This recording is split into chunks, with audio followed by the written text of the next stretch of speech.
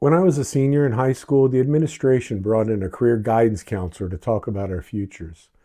I liked those assemblies, not because I cared what the guy had to say, but because it meant I got to dodge a class or two I hadn't done the homework. Free period dressed up as life advice. One thing he said stuck. He told us that my father's generation could expect one job their whole life, maybe two, in rare cases three. But times had changed, he warned. Because of shifting economics, my generation could expect as many as 5 or 6 jobs or careers.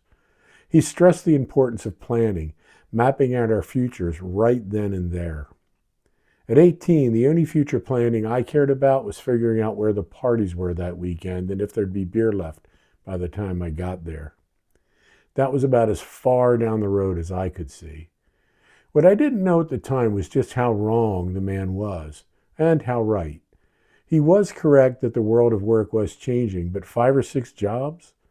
I'd burned through that number before most people finished freshman year of college.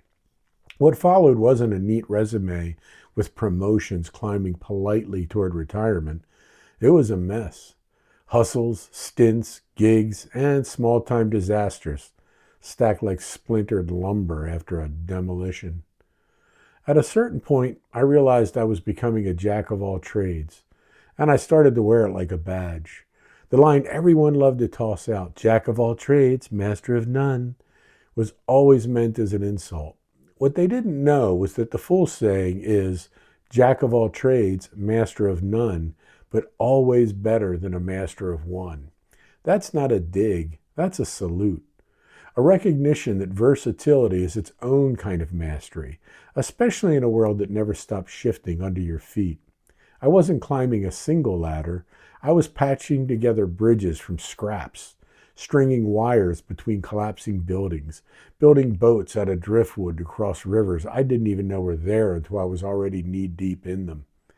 The bet wasn't on stability. It was on survival, and sometimes on chaos, just to keep life interesting. I've worked more jobs than I can count, and every single one left a mark. Sometimes it was a scar. Sometimes just a story you tell later in a bar over a beer and a whiskey. Sometimes just enough cash to cover rent and a greasy takeout meal. With each paycheck came another lesson. How to sharpen a knife without slicing your thumb off. How to bounce a drunk without catching a right hook. How to fake confidence in front of a boss who knows you're bluffing but lets it slide anyway. Taken together, the collection doesn't make me a specialist. It makes me a generalist in the oldest school there is, the school of survival. The dates and timelines in these pages won't always line up neatly. Memory blurs. Records were never neat. And half the time I was too busy or too stoned or too beat down to care. But the spirit is true. What matters isn't the calendar, it's the grind, the faces, the odd little lessons I dragged home from every gig. From mowing lawns behind Baltimore row houses to sweating under banquet lights pouring wine in tuxedo tails, to running my own cafe in a town most people couldn't place on a map, to screaming punk songs in clubs where the ceiling tiles rained dust. This is the story of a lifetime of work. Sometimes it was survival, sometimes adventure, sometimes pure stupidity.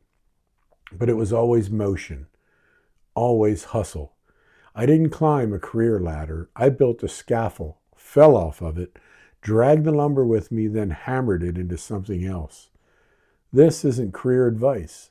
It's a witness statement. If there's wisdom here, it wasn't earned in classrooms. It was bought shift by shift, scar by scar, hour by hour. Consider this the receipt.